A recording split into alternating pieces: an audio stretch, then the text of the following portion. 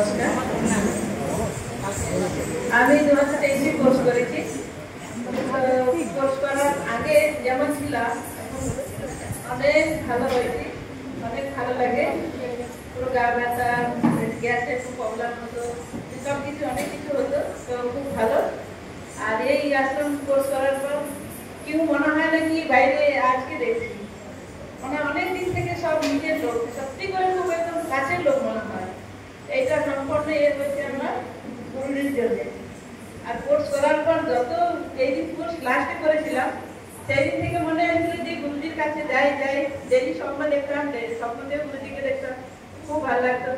তারপর যে দু মাসও হয়নি আমি উড়িষ্যা গেছিলাম, তখন ওইখানে গিয়ে পুরো সাক্ষাৎ গুরুজির দর্শন হয়েছিল। সেইটার জন্য ওই উড়িষ্যা যাওয়ার জন্য আমার রিনা ম্যাম আমাকে নিয়ে গেছিলেন, চন্দ্রানী ম্যাম ছিলেন, আমরা সবাই গেছিলাম। খুব ভালো। আমি ঘর থেকে একাই গেছি, একা এরকম কোনোদিন যাইনি। আমি ভাবছি কেমন হবে কি হবে আমার সফর, কিন্তু এত সুন্দর সুন্দর টিচার গুলো ছিল যে আমাকে একদম বাচ্চার মতো করে নিয়ে গেছেন। ওইরকম করে খুব অনেক কিছু রাস্তায় আছে, যত কিছু বললে পরে অনেক টাইম লাগবে, ওটা বলা যাবে না। কিন্তু ওইখানে গিয়ে সাক্ষাৎ আমি ভিতরে যেদিন কোর্স কমপ্লিট করেছি আমি সেই দিনই বেড়াতে গিয়ে ড্রেস কিনে সেলাই করে আয়রন করে রেখেছিলাম যে গুরু আসনে যাই। ওই আমাকে ওই হোয়াইট ড্রেসটাই আমাকে পাক করিয়েছিল, টিচার গ্রুপে আমি খুশি গেছিলাম।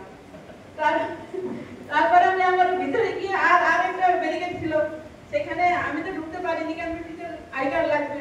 তা আমি রিনা ম্যাম আই কার্ড নিয়ে যাই, রিনা ম্যাম আমি বাইরে বসেছিলাম, বাইরে সামনে দেখতে পরে করিডোর আছে, পুরো ব্লক আছে।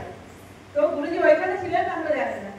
সেই টিচাররা তো ভিতরে ঢুকে গেছেন, আমরা যে এখানে বসেছি তখন আবার এখানে ভলেন্টিয়ার ছেলেগুলো বলছে যে আপনারা বেরিয়ে যান। আবার কি জানি কি হলো, একটা দূর থেকে ছেলে আমার সাই কন্ট্যাক্ট করলো, ও কি বুঝলো বুঝলাম না।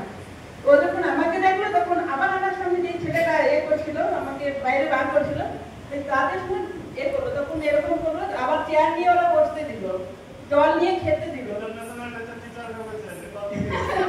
জানি না, মানে এত কৃপা, গুরু কৃপা কি বলবো। তারপর এখন গুরুজি ঠিক চলে আসছে না সামনে স্টেজে, আমরা দেখাবো রিনা ম্যাম পুরো গুরুজির পা দুটো ধরে আছে। আমি রাস্তায় কোনো রকম করে একটা মালা নিয়ে গেছিলাম, সেই মালা এরকম করে গুরুজিকে সামনে দিলাম, গুরুজি নিয়ে এরকম করে ড্রেসিং করে ওই মালাটা এরকম করে দিলেন, আমার গলায় না পড়ে মালা এখানে পড়লো। যখন এখানে পড়লো গুরুজি আমার ডেলি স্বপ্নতে দেখতাম, গুরুজিকে বলতাম যে আমি সবার সঙ্গে বলতাম আমি আপনাকে স্বপ্নতে দেখছি, ফটোতে দেখছি, সব জায়গায় দেখছি, এবার আপনি আমাকে দেখবেন। আমার এই একটাই প্রার্থনা ছিল। সত্যি করে গুরুজি এরকম দেখছেন, এরকম করে। আর এই ডান হাত দিয়ে বলছেন মালা পেহনো, মালা পেহনো, কমসে কম 6-7 বার বললেন। আমি তো পুরো ভিড় হয়ে যাচ্ছে, আমার তো গুরুজির চোখ আমার চোখে, আমি নড়তে পারছি না, আর পুরো শুধু জল পড়ছে। আর গুরুজি ধীরে পাশ থেকে বলছে এরকম ঢুকিয়ে বলছে মালা পেহনো, মালা পড়তে বলছে। যখন মালা পড়লাম বিশ্বাস করবেন না, সেকেন্ড লাগেনি গুরুজি সত্যি চলে গেল।